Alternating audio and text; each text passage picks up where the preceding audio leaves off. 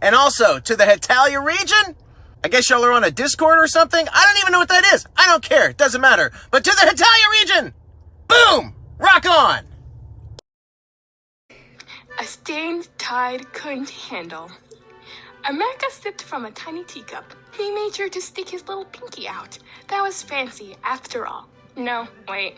Just then he remembered that England had once told him that sticking one's pinky out was actually the incorrect way to enjoy a proper cuppa. Oops. Spilling one's tea on fancy tablecloth was also improper. America watched it seep into the cloth. He accidentally knocked it over while placing it on the back of the table. My bad. England surprisingly didn't seem to mind. His thoughts were elsewhere.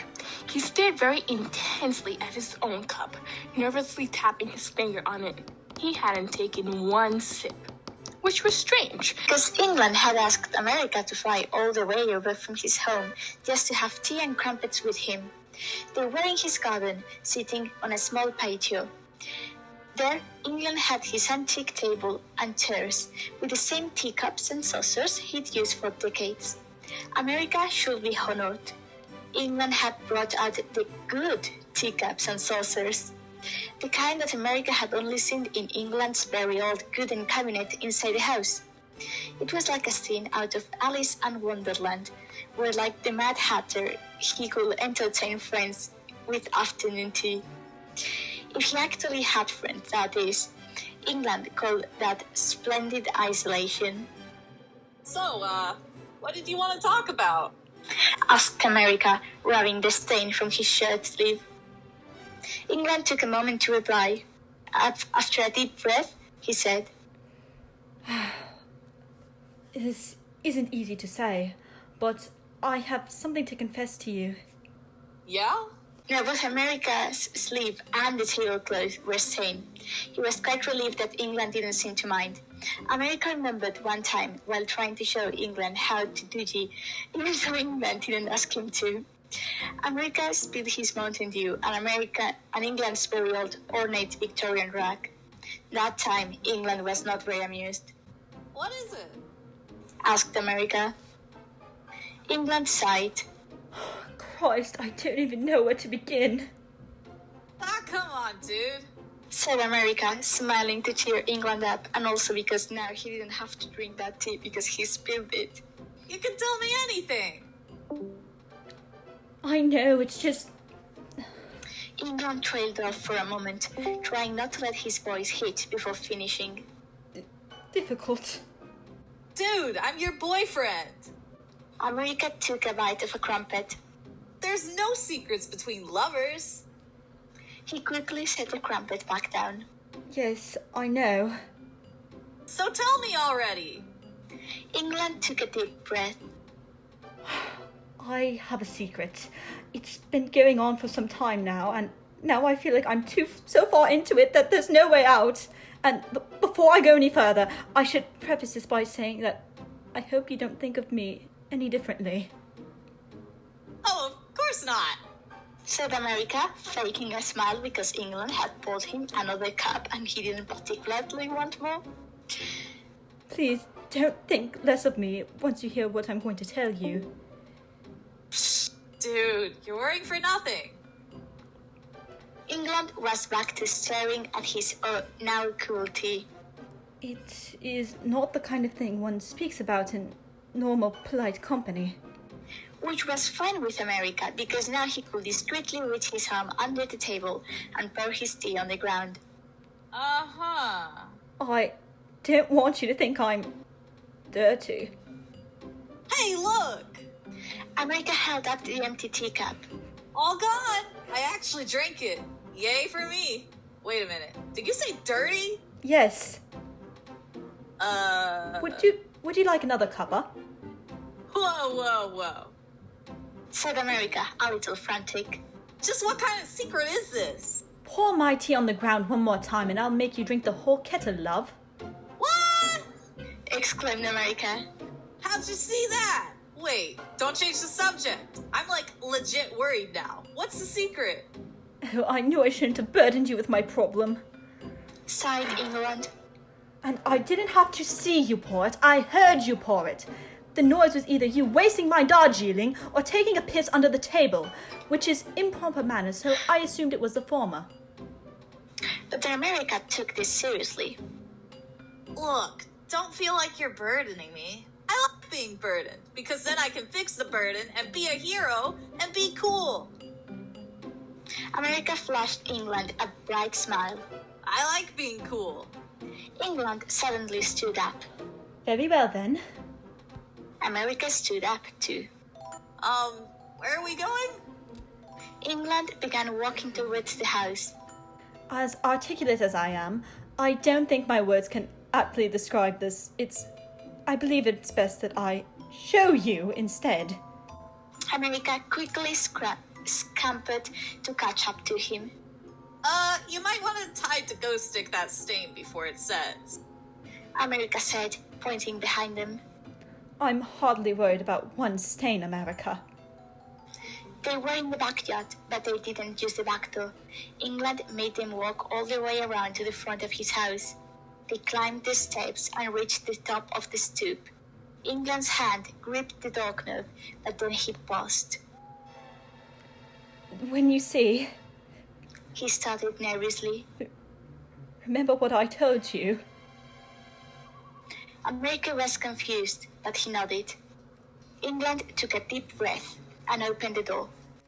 He led the way, America tentatively on his heels. They walked through the foyer into the living room. There, England stopped and sighed heavily. England turned to face America. His hands were shaking. There! Now you know! America glanced around. It occurred to him that it had been quite a while since he'd been in England's house. They always met in American's house, or got together at various world meetings, or just used the phone because England never did really learn how to use Skype. But nothing seemed different to America. After a glance around, he saw everything he remembered since last time, in the exact same place. All the old things America had teased England about.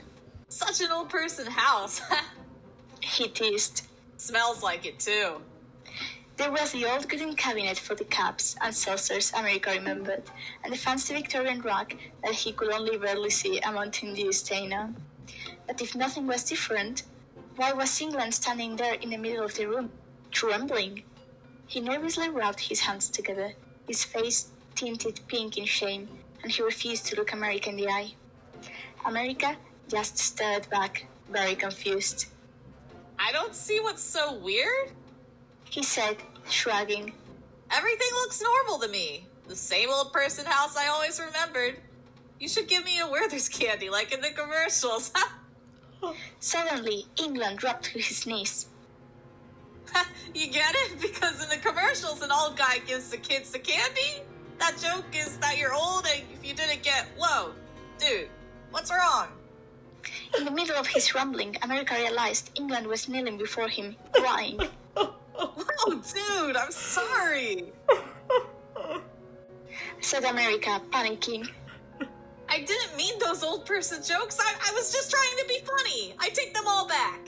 The ones about you having an old man smell, which is like mothballs and lotion in case you didn't know, and yelling at those blasted kids in your yard. America. I take them all back. America sobbed. I'm not upset about your bloody jokes, said England, wiping away a tear. I'm upset about this. He gestured to the room around him. I was just kidding with the old jokes, but maybe you really do need an institution. Said America, his eyes darting around a very normal, albeit outdated home. You clearly have gone senile, or crazy, whatever. Something insane in the membrane. America went to sit on the couch, but England quickly stood and grabbed him by the arm. No, don't! England exclaimed. You can't sit there! Huh? Why not? Isn't it obvious? No. So he sat in the couch anyway. England gasped. My God, America! What the hell is wrong with you? Didn't you see that couch? So you have an ugly couch. All your stuff is old and ugly. It's okay. I don't mind. I didn't fall in love with you for your furniture. Said America with a wink. England looked horrified, but not because his furniture was insulted. You have to get off! Look. Started America, a big smile on his face as he hopped off the couch. I know your place could really use a makeover, but it's nothing to cry about. I can help redecorate and make this place fabulous. England stared back at him, and stared and stared and stared. It was awkward, and America wondered if maybe England was just cranky and needed a nap because old people get up really early. But then finally, England said, Oh, right. How could I forget you're impure? Huh? No, I'm not. America. Started England, falling back to his knees. I forget you can't see it, but I have fairies and unicorns. America rolled his eyes. Here we go. And while this started off with just a couple, Continued England, looking down at his hands on his lap. I just love them so much. So I had to have more. So I did. I found more. I bought more. I bred more. I acquired them any way I could. I couldn't stop. I felt like they needed me and I needed them. This went on for quite some time, and before I knew it, I was overwhelmed. I lost count. I don't even know how many I have now. They all just live in my house. It's too much. I can't. England fell the rest of the way to the floor, burying his face in his hands, crying softly. America stared down at him. The fresh hell? There must be at least 200 of them in total. Said England in between sniffles. I can't take this anymore. There's just too many of them. They've taken over my house. America looked around the room again, but still saw nothing out of the ordinary. England sat up, throwing his arms up in the air. Look at this. There's one everywhere you look. My rugs and furniture are soaked through with urine. Piles and piles of fairy and unicorn shit. I can't live like this. Sobbed England. And yet, America just stood there, seeing none of that. He had an excellent poker face for about 10 seconds as he watched England weep. Then he lost it. Snickered America. Oh my god, dude. I've heard this. It's like that show on Animal Planet where people hoard animals. Some of them got like 100 dogs or cats in their house and they just completely take over. Except instead of like actual factual animals, you think you have it with imaginary ones. That's hilarious. England didn't move from his spot on the floor. That was a good show. Said America, oblivious. When England just kept softly weeping on the floor, America finally started to worry. It was sinking in that England didn't usually cry that much. He did cry on occasion, but only for very serious issues, like the Revolutionary War drama, but not for something unimportant. America knew England wouldn't cry over something silly. Oh my gosh. Started America. This really is upsetting you, huh? England nodded, keeping his gaze at the floor. Well, geez, don't cry. I thought you were just messing with me or something. America offered his hand. Come on, get up. I can fix this. England stared at America's hand. How? America thought hard, and then he gave up because thinking is really hard and just took the easy way out. I'll take them? Yeah, I'll take them. You? Scoffed England. Yeah, me. I'll take them off your hands and find them good homes so they can live. America couldn't help but snicker. Happily ever after. Yeah, that sounds good. England tentatively took America's hand. Are you sure you can? It won't be an easy task. Please. America pulled England to his feet. Dude, I got this. When this trip is over, I'll take them all back with me, and you'll have an empty, clean house. He paused. Once you clean it and all. Oh, What's wrong? Ah, jeez. Please don't make me pretend to clean up unicorn poop. no, it's not that. It's just, once you take them all, I'm going to be lonely.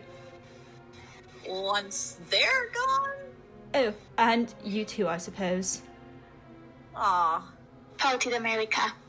I'm jelly you're gonna miss them more than me, but don't worry about being lonely. I'll leave you a couple of them. Just a couple. And you have to promise not to get any more, and you must get the ones you have left spayed or neutered, okay? England breathed a sigh of relief. All right, that does sound better. And if you're still lonely, we'll try using Skype again. And I'll keep you company. Cheeky. England scolded playfully. If you know what I mean. Yes, America, I understood what you meant. Good, because I meant going to McDonald's, but like in different locations. And then eating it over Skype call, because Discord doesn't exist yet. Duh. I love how you 3 censored it. days later, America pretended to head an invisible menagerie of fairies and unicorns out of the door with him. He kept snickering the whole time, but he did from England because he knew how upset England was, and heroes don't laugh it up when their boyfriend tries to pretend he's not about to cry. That one's Twinkles, and that one's Fluffles. Said England, his eyes following the air as if something were moving. Twinkles is prone to motion sickness. You may want to bring some paper towels. And Fluffles is allergic to nuts, so don't let him have any airplane peanuts. Oh, and that one's Marzipan. He's a diabetic. He needs medication every 2 hours. Jesus. Muttered America. I mean, don't worry, England. I told you I got this. All your little fairy friends will be well taken care of. I'll even pay the extra fee for them to get headphones on the plane, because I'm a nice guy like that. Scout's honor. There's a When line. England decided all his friends were out the door, he and America said their goodbyes, and that was that. The second America closed the door behind him, all he could say was, Wow. I did the right thing, right? he mused to himself. I humored him so now he feels better. It was the only logical thing to do. Or am I an enabler for pretending his problem was real? Nah, he seemed happier, so I must have done the right thing by pretending to help. And then America decided to never think of that weird trip again. 6 months later, England showed up at America's New York City apartment and announced, Whoa, hey! America said proudly. He answered the door. I didn't know you were coming. I thought you were Domino's, but hey, even better. Sorry, I should have called. Said England. But my boss gave me a few days holiday last minute, and I thought I would come and visit. Cool beans.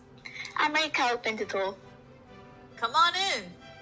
Sorry, if I had known you were coming, I would have tidied up a little and put on something a little sexier than a Snuggie. America! What? It's not that bad. So I got some clothes laying around and dishes piling in the sink and dropped raisins on the floor that were originally grapes when I dropped them. It's not that big a deal. There is fairy and unicorn shit and piss all over your apartment! What? Christ, this place is crawling with magical creatures. There's even more than I had 6 months ago. You've let them breed. You didn't spay or neuter them. And you haven't found a home for a single one of them. America put on his best poker face. Come, we've got work to do. We need to start taking out ads in papers, making up posters, contacting everyone we know to help find homes for all these poor creatures. And we shall not stop until every single one is adopted. Gee, England. Pouted America. That sounds like a lot of work. You better do it or I'll neuter you. And America worked very diligently until every one of them found a loving home. The end.